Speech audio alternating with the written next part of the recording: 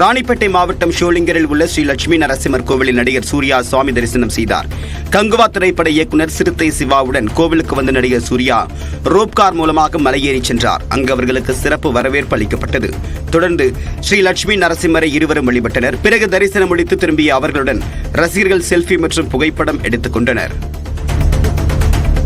திருப்பதியில் VIP break தரிசனம் உட்பட சிறப்பு டிக்கெட்டுகளை வாங்கித் தருவதாக கூறி 41,000 ரூபாய் மோசடி செய்த இடைத்தரகரை காவல்துறையினர் தேடி வருகின்றனர். ஹைதராபாத்தை சேர்ந்த வெங்கடேஸ்வரலு என்பவரிடம் சுப்ரபாத சேவை, VIP பிரேக் தரிசனம் உள்ளிட்டவைக்கு டிக்கெட் வாங்கி தருவதாக கூறி நவ்யஸ்ரீ என்பவர் 41,000 ரூபாய் பணம் பெற்றதாக கூறப்படுகிறது.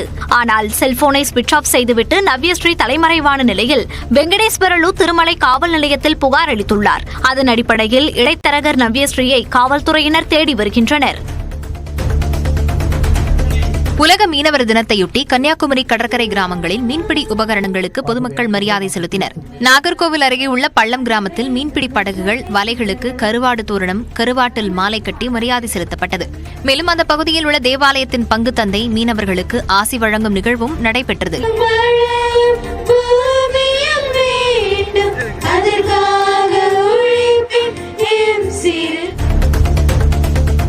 சென்னையில் ஆபரண தங்கத்தின் விலை 57,000 ரூபாயை மீண்டும் எட்டியுள்ளது. கடந்த திங்கட்கிழமையன்று 1 கிராம் தங்கம் 6,995 ரூபாய்க்கு விற்பனை செய்யப்பட்ட நிலையில் அடுத்தடுத்த நாட்களில் 7,000 ரூபாயை கடந்தது. இந்நிலையில் 4வது நாளாக தங்கத்தின் விலை உயர்ந்துள்ளது. 1 கிராம் தங்கத்தின் விலை 30 ரூபாய் உயர்ந்து 7,145 ரூபாய்க்கு விற்பனை செய்யப்படுகிறது. சவரனுக்கு 240 ரூபாய் உயர்ந்து 57,160 ரூபாய்க்கு விற்பனையாகிறது. கடந்த 4 நாட்களில் சவரனுக்கு 1,200 ரூபாய் உயர்ந்துள்ளது. வெள்ளி விலையில் மாற்றமின்றி 1 கிராம் 101 ரூபாய்க்கு விற்பனையாகிறது. திண்டுக்கல் மாவட்டம் பழனி முருகன் கோயிலில் விடுதலை சிறுத்தைகள் கட்சித் தலைவர் திருமாவளவன் சாமி தரிசனம் செய்தார். கட்சி கொடியேற்ற விழாவில் கலந்து கொள்வதற்காக பழனி வந்த திருமாவளவன் முன்னதாக முருகன் கோயிலில் சாமி தரிசனம் செய்தார். பின்னர் படிப்பாதை வழியாக கீழே இறங்கி மலையடிவாரத்தில் உள்ள புலிப்பாணி ஆசிரமத்திற்கு சென்று தொட்டிச்சியம்மன் மற்றும் புலிப்பாணி ஜீவசமாதியில் வணங்கினார். பழனி போகர் ஆதீனம் சிவானந்த புலிப்பாணி சுவாமிகள் திருமாவளவனை வரவேற்று பிரசாதங்கள் வழங்கினார். இதனைத் தொடர்ந்து திருமாவளவன் கட்சி விழாக்களில் பங்கேற்க சென்றார். வெள்ளப்பெருக்கு காரணமாக குற்றால அருவிகளில் குளிக்க 2வது நாளாக தடை விதிக்கப்பட்டுள்ளது. மேற்கு தொடர்ச்சி மலைப்பகுதிகள் மற்றும் தென்காசி மாவட்டம் முழுவதும் தொடர்ந்து மழை பெய்து வருகிறது. இதனால் குற்றாலம் மெயின் அருவி, ஐந்தருவி, சிற்றருவி, பழைய குற்றாலம் உள்ளிட்ட அனைத்து அருவிகளிலும் வெள்ளப்பெருக்கு ஏற்பட்டுள்ளது. இதையடுத்து சுற்றுலாப் பயணிகளின் பாதுகாப்பு கருதி குற்றால அருவிகளில் குளிக்க விதிக்கப்பட்ட தடை 2வது நாளாக நீட்டிக்கப்பட்டுள்ளது. இதனால் அருவிகளில் குளிக்க முடியாமல் ஏமாற்றமடைந்த சுற்றுலாப் பயணிகள் அருவிக்கரையில் நின்று சாரல் மழையில் நனைந்தபடி செல்ஃபி மட்டும் எடுத்துக் கொண்டனர். குற்றாலத்துக்காக குளிக்க வந்தோம். இப்போ எதுவும் அலோடு இல்லை. என்ன பண்ண செல்லில் ஃபோட்டோ எடுத்துகிட்டு நாங்கள் ஜாலியாக போகிறோம். வருத்தமாக இருக்குது. கிளைமேட் சூப்பராக இருக்குது. நல்லா ஜாலியாக இருக்குது. என்ன ஒன்று குளிக்க முடியல, அதுதான் வருத்தம். கடலூரில் போக்குவரத்து சிக்னல்களில் ஆபத்தை விளைவிக்கக்கூடிய நிலையில் அந்தரத்தில் தொங்கிய அனைத்து டிஜிட்டல் பேனர்களும் இரவோடு இரவாக அகற்றப்பட்டன. திங்கட்கிழமை மாலை அண்ணா பாலம் அருகே உள்ள சிக்னலில் இருந்த விளம்பர பதாகை திடீரென கழன்று இருசக்கர வாகனத்தில் சென்ற ஆசிரியர் மீது விழுந்தது. இதில் அவர் லேசான காயத்துடன் உயிர் தப்பினார். கடலூர் மாநகர் முழுவதும் போக்குவரத்து சிக்னல்களில் கட்டப்பட்டுள்ள டிஜிட்டல் பேனர்களை அகற்ற முடிவு செய்யப்பட்டது. அதன்படி மாநகராட்சி ஊழியர்கள் பேருந்து நிலையம், தபால் நிலையம், அரசு மருத்துவமனை, மஞ்சக்குப்பம், செம்மண்டலம் சாவடி, துறைமுகம் உள்ளிட்ட பகுதிகளில் சாலையில் வைக்கப்பட்டிருந்த டிஜிட்டல் பேனர்களை அகற்றினர். கிண்டி ரேஸ் கோர்ஸில் புதிய குளங்களை உருவாக்கும் பணிகள் இறுதிக்கட்டத்தை எட்டியுள்ளன. இன்னும் 1 வாரத்தில் பணிகளை முடிக்க திட்டமிடப்பட்டுள்ள நிலையில் அது குறித்த விவரங்களை செய்தியாளர் தமிழரசியிடம் கேட்கலாம். தமிழரசி, தற்போது கிண்டி ரேஸ் கோர்ஸை பொறுத்தவரையில் அதை மாற்றியமைக்கும் பணிகள் என்பது எந்த அளவில் உள்ளன?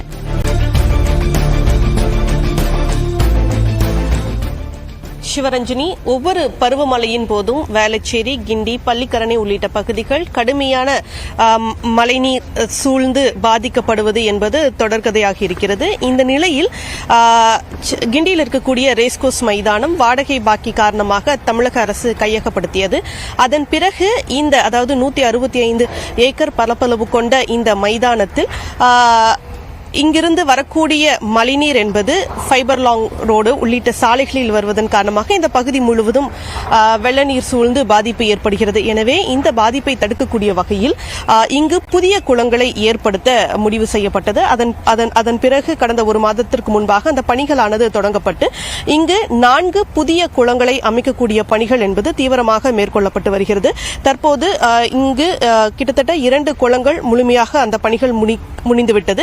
எஞ்சியிருக்கக்கூடிய 2 குளங்களில் கிட்டத்தட்ட 70% மேலான பணிகள் முடிவு பெற்று இந்த பணிகள் இறுதி கட்டத்தை எட்டியிருக்கிறது. இன்னும் ஒரு வாரத்தில் இந்த பணிகள் முழுமையாக முடிவடைந்து இது பயன்பாட்டிற்கு வரும் என எதிர்பார்க்கப்படுகிறது. இந்த நிலையில் இது தொடர்பாக நம்மிடையே பேசுவதற்காக அடையாறு மண்டல குழு தலைவர் துரைராஜன் இருக்கிறார். அவரிடம் பேசலாம். வணக்கம். இப்போ இந்த குளங்கள் பணிகள் எவ்வளவு முடிஞ்சிருக்கு, எப்போ இது செயல்பாட்டுக்கு வர இருக்கு, அதே போல இங்க எவ்வளவு மழைநீர் இதனால சேமிச்சு வைக்க முடியும்? அதாவது இங்கே இப்போ 4 குளங்கள் புதிதாக நம்ம வெட்டுறதுக்கு பிளான் பண்ணி வெட்டிட்டு இருக்கோம். இதில் முழுமையாக 2 குளங்கள் முடிஞ்சிருச்சு. இப்போ 3வது குளமும் கிட்டத்தட்ட ஒரு 90 விழுக்காடு முடிஞ்சிருச்சு. அது இன்னைக்குள்ளே இன்னும் 2 நாளில் முடிஞ்சிடும். இந்த 4வது குளம் கொஞ்சம் இன்னும் ஒரு வார காலம் தேவைப்படும் இது வெட்டுறதுக்கு. ஏன்னா இடையில மழை வந்துடுறதுனால, மழை இருக்கிறதுனால தண்ணி நிரம்பிடுது. அதை டீவாட்டரிங் பண்ண வேண்டியது இருக்குது. வெஹிக்கிள்ஸ் மூவ்மெண்ட் கொஞ்சம் கஷ்டமாக இருக்குது. அதனால் இது கொஞ்சம் இன்னும் 1 வீக்கில் முடியும். இப்போ இந்த பணிகள் முடிவு பெறும் பட்சத்தில் இந்த மழைக்கு வரக்கூடிய டிசம்பர் மாதத்தில் மழை இருக்குன்னு கூறப்படுது. அப்போ இந்த பகுதியில் மழை வெள்ள பாதிப்பு ஏற்படுத்துவது அப்படிங்கிறது தடுக்கப்படுமா? இப்போ உறுதியாக இது தடுக்கப்படும். இப்போ வெட்டுகிற இந்த குளங்கள் மூலமா ஏற்கனவே அவங்க வச்சிருந்த ஒரு குளம், அது ஒரு குறைந்த அளவு இருந்த குளம், அதையும் ரொம்ப பெருசாக ஆழப்படுத்தி அகலப்படுத்தி இருக்கும். இப்போ பார்க்கின்ற போது இது ஒரு 55 லட்சம் கன அடி தண்ணியை தேக்கக்கூடிய அளவுக்கு இந்த குளங்கள் அமைக்கப்பட்டிருக்கு. நீங்கள் லிட்டரில் சொல்லணும்னா கிட்டத்தட்ட 14 கோடி லிட்டர் இந்த தண்ணியை இதை தேக்கலாம். இதை தாண்டி இந்த சுற்றி நாங்கள் ஒரு பண்டு அமைக்கிறோம் இல்லையா, ஏரிக்கரை போல், கிட்டத்தட்ட அது 1.25 கிலோமீட்டர் அமைச்சிருக்கோம். இப்போ இந்த பண்டு அமைக்கிறது மூலயமா இந்த குளங்களை தாண்டியும் தண்ணி வெளியில் போகாது. அப்படியே மேற்பரப்பில் நிலப்பரப்பில் தேங்கி நிற்கும். தேங்கி நிற்கின்ற தண்ணியை கணக்கு போடும்போது அது இன்னும் பல கன அடி தண்ணீர், லட்சக்கணக்கான தண்ணீர் நிற்கும். இப்போ இந்த தண்ணியை அருகில் இருக்கக்கூடிய நீர்நிலைக்கு எப்படி கொண்டு போய் சேர்க்க போறீங்க ஒன்று, அதே போல எந்தெந்த பகுதிகள் வெள்ள பாதிப்பிலிருந்து இதனால காக்கப்படும்? இது குறிப்பாக இதை ஒட்டி இருக்கக்கூடிய வார்டு 172, மடுவின்கரை உள்ளிட்ட அந்த பகுதிகள், அதை தாண்டி இருக்கக்கூடிய நேரு நகர், தந்தை Periyar Nagar, DNB colony, 175வது ward, அதை தாண்டி அண்ணாண்ட இருக்கக்கூடிய ஏஜிஎஸ் காலனிக்கு இந்த தண்ணி போகுது.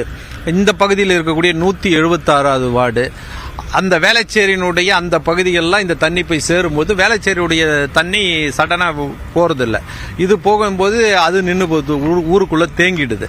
ஆக இதை தடுத்துட்டோம்னா வேளச்சேரியினுடைய வெள்ள பாதிப்பையும் இது பெருமளவில் குறைக்கிறதுக்கு வசதியாக இருக்கும். இந்த தண்ணியை நீங்கள் கேட்ட மாதிரி இது எங்கே கொண்டு போக போகிறோம்னா, இப்போ அடையாருக்கு கொண்டு போகிறதுக்கான திட்டம் தான். இந்த வேளச்சேரி ஏரிக்கு ஏற்கனவே அந்த வேளச்சேரிக்கு போகக்கூடிய அதிகமான நீர் போக்கு இடம் தேவைப்படுறதுனால இதை நம்ம இப்போ அடையாறு கொண்டு போகிறதுக்கான இந்த ட்ரோன் மூலம் சர்வே பண்ணியிருக்காங்க, இந்த எப்படி கொண்டு போகணுன்னு. இந்த குளங்கள் வெட்டிய பிறகு அதுக்கான டிபிஆர் விரிவான ஒரு திட்ட அறிக்கை ரெடி பண்ணிட்டு இருக்காங்க. அது கொண்டு கால்வாய் அமைச்சு அருகாமையில் இருக்கக்கூடிய இந்த அடையாருக்கு கிட்டத்தட்ட 1.5 கிலோமீட்டர்ஸ் தான் இருக்குது.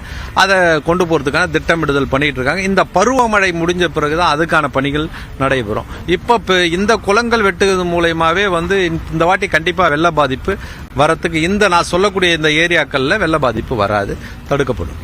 அதாவது இந்த பணிகள் இன்னும் ஒரு வாரத்தில் முழுமை பெற்று இந்த குளங்கள் முழுமையாக பயன்பாட்டிற்கு வரும் என்றும், இது பயன்பாட்டிற்கு வரும்போது வரக்கூடிய மழையின் போது இந்த குறிப்பாக 175, 76வது வார்டுகளில், அதாவது வேளச்சேரி பகுதியில் மழைநீர் தேங்கி பாதிப்பு ஏற்படுவது என்பது முற்றிலுமாக தவிர்க்கப்படும் என்றும் எதிர்பார்க்கப்படுகிறது. சிவரஞ்சனி, விவரங்களை வழங்கியமைக்கு நன்றி தமிழரசு.